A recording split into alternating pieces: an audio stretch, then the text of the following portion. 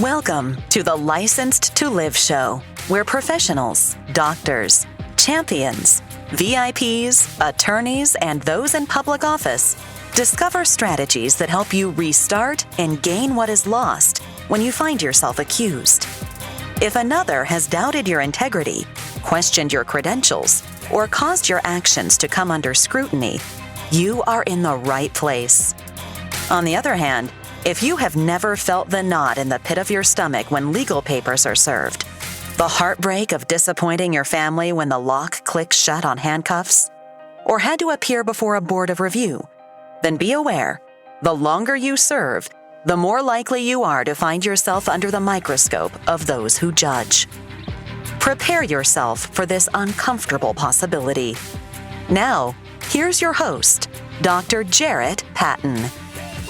Welcome to License to Live, and during these special episodes during the month of March, we are going back and listening to all of the women who have graced License to Live with an interview, and we are starting today with Dr. Stephanie Freeman, who is an intensive care physician who is board certified. She has written books, and she has created a whole lifestyle around locum tenens work. So you really need to check out her work. But in episode 40, she talked about the perils of corporate medicine and things that we're not really trained for coming into healthcare, but it's something you better learn about sooner or later. Hear what she says right here.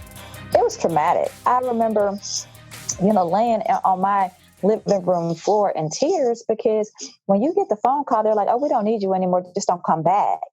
You're like, wait a minute. I got a mortgage. I just bought this house. Am I going to get paid? What is going on here? So you're devastated. You feel like a failure, and you don't know whether or not you're going to go broke, because you don't know whether or not these people who were so eager to hire you 9 months ago, now they're so quick to sacrifice you. You don't know if they're going to, do the right thing by you. So I remember just laying on my, living room floor in tears, crying out to God, because I didn't know what to do, because we're not taught about how to get a job. We're not taught about negotiating job contracts. We're not taught about the political structure of the hospital. We're not taught about what to do when your job ends. We're not taught any of that as physicians. So you go through all this training, you accumulate this debt, you finally think you're going to settle down and be a real adult, and then the rug gets snatched under you, and you don't know where to turn to. You don't know where to go. You feel like a failure, and you're embarrassed. So that's where I was. And Dr. Stephanie's going to drop that fire. Whether she's on stage or on this podcast, she drops the fire. And in fact, if any of you guys have been to License to Live, the conference, and Dr. Stephanie was the MC of the conference for a couple of years, she really made the program run smoothly and just had so many great things to say. So check out Dr. Stephanie. But before she gets out of here, you have to hear her take in episode 40 about success and failure, and how you can't put yourself into a success trap. People do not know what we physicians have to go through, and we physicians don't talk to each other. And when we're going through, we think that we're the only person. And because we are type A people who have been driven and we're used to being on top, when we fail or when we have the perception of failure, we internalize it. And I just want people to know that it's not you. Your job sucks. It ain't you. You are not the problem. Your job sucks. Maybe you got a bad contract. Maybe your boss is You do not need anger management. You do not need therapy.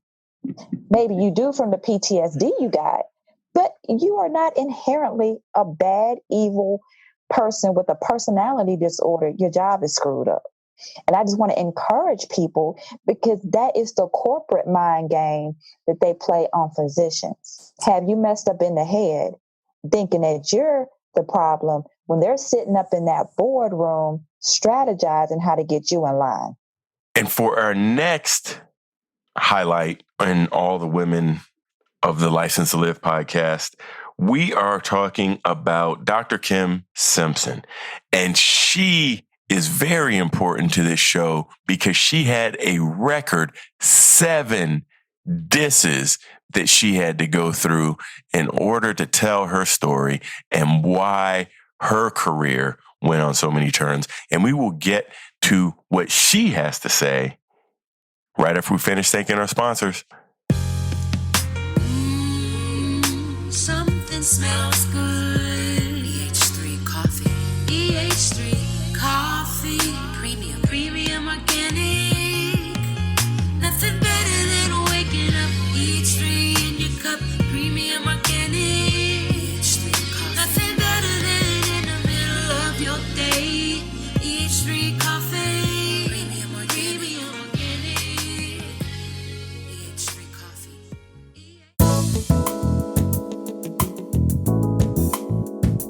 Hey, this is Dr. Jarrett Patton. Do you need more positivity in your life? No matter what part of your life you want to transform, positive affirmations can help you achieve your goals. But sometimes making permanent changes can be difficult. Designed with you in mind, License to Live. Daily affirmations to rebuild your life will inspire and equip you to become the best version of yourself. License to Live. Daily affirmations to rebuild your life will set you on the path to changing your mindset, beliefs, speech, and ultimately your actions. You can change your life now by getting your copy at Amazon, Barnes & Noble, your finer book retails, or licensedtolive.com. That's licensedtolive.com. The time is now to refresh your career. We help doctors, lawyers, executives, and VIPs refresh and restart. Dr. Jarrett's coaching helps you build confidence, gain more credibility, develop more leadership skills, and gain clarity in your career path. Want to climb the executive ladder or branch out on your own? We'll put your career in overdrive. Visit drjarrett.com and sign up for your free strategy session. Hey guys, this is Janae Noonan, and I'm here with Dr. Jarrett on License to Live. Hit the subscribe, follow the journey. Let's go. So here we have Dr. Kim Simpson, a pediatrician, and she had so many disses in her career. I'm only going to let you listen to a few of them. You're going to have to go back to episode 42 to hear all of the record-breaking 7. But here's a few just to get you started. I think I have a series of discs in my career. Maybe not as dramatic as it sounds, but definitely. So I started my career in clinical practice in pediatrics and outpatient medicine. So I took care of patients in the office. And when I started initially, I actually worked full-time, but with an office that was just starting up. So it was really a nice easing into practice because I had had a baby right at the end of residency, took 3 months off to be home with her, and then started practice. And I worked in my practice for a little bit. My first dis was I was dismissed. So I worked for a multi-specialty group with pediatricians and internists and ortho, lots of different specialties. And I went in for my annual contract renegotiation, my 4th year with that group, and had just been given a raise a few months ahead as a good faith gesture in anticipation of renegotiating this contract. So in my head, I'm thinking, they're trying to keep me.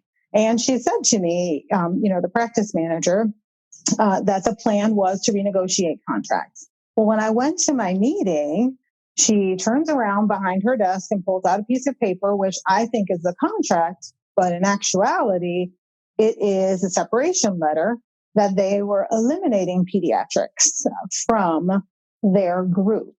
So what went from a simple meeting that I was going to renegotiate and discuss my new salary, which was going to be a bump, as she told me, immediately flipped to, I need to find a new job. Another test. So I left that meeting a little surprised.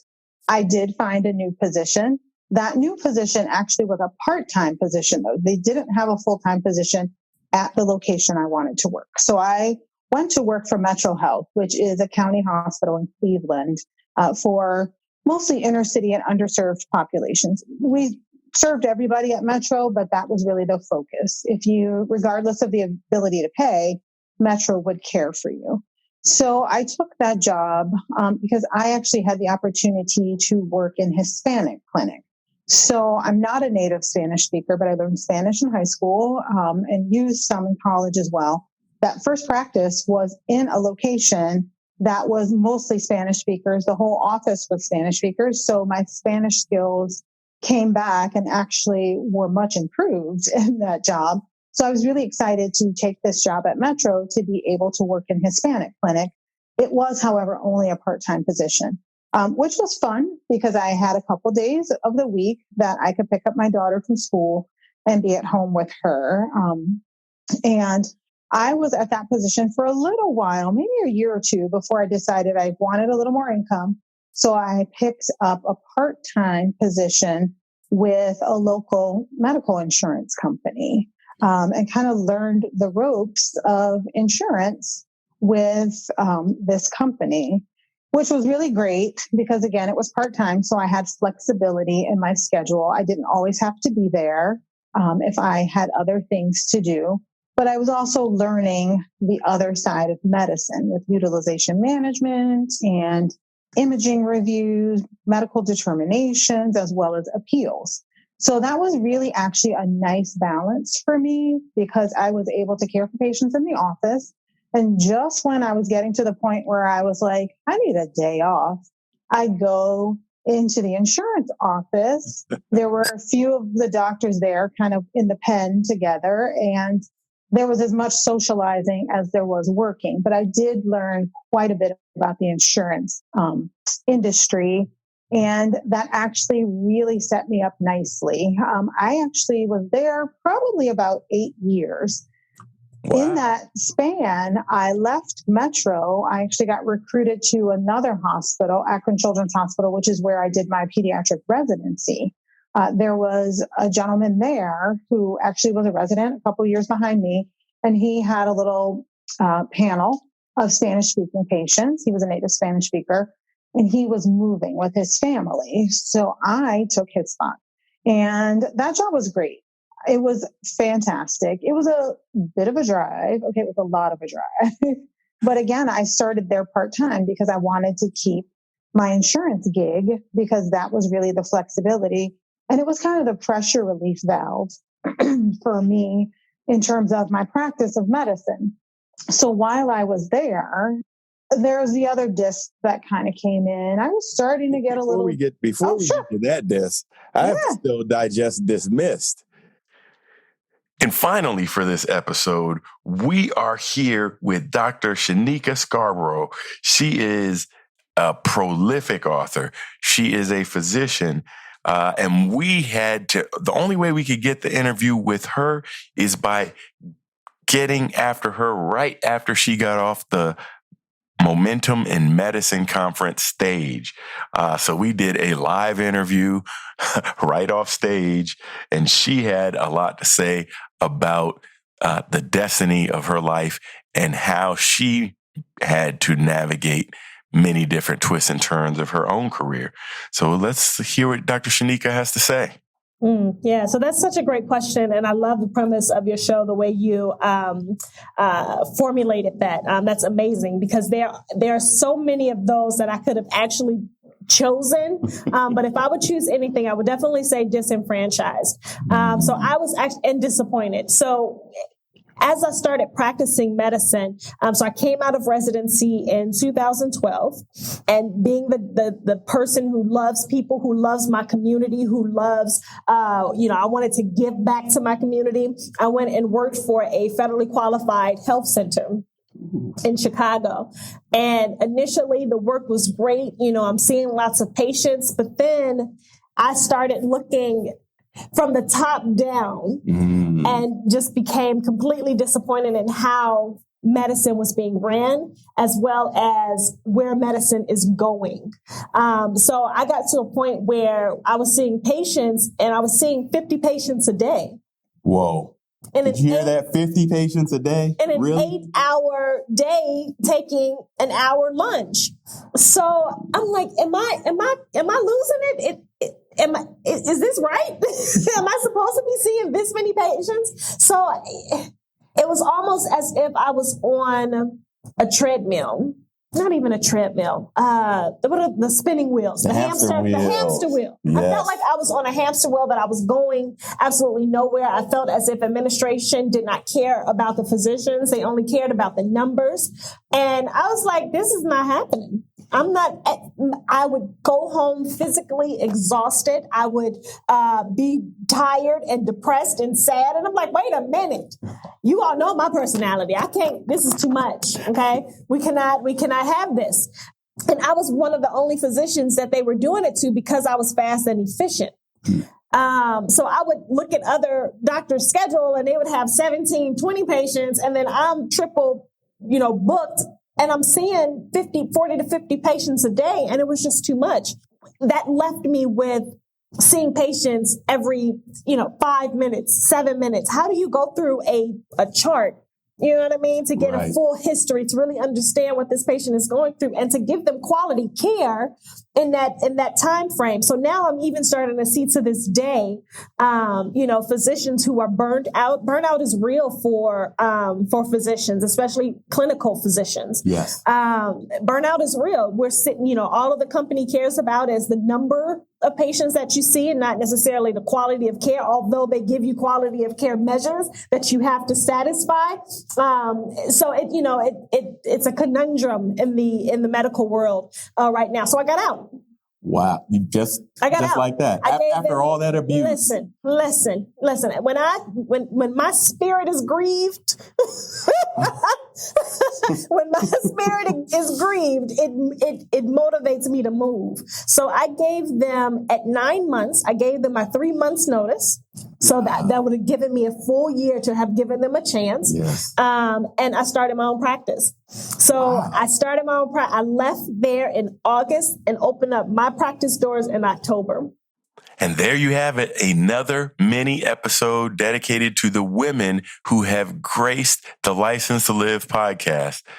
These are all exceptional history makers in modern day times that you will look back one day and said, wow, he was really on to something for bringing all of these power hitters onto the show. So we'll see you next time.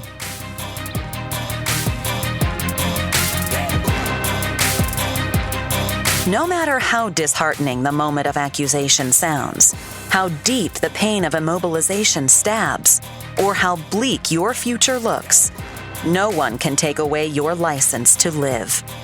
Keep Dr. Jarrett's expertise handy and unlock your future. Go to Apple Podcasts, Google Podcasts, or another podcast player and subscribe right now to Licensed to Live. See you next time.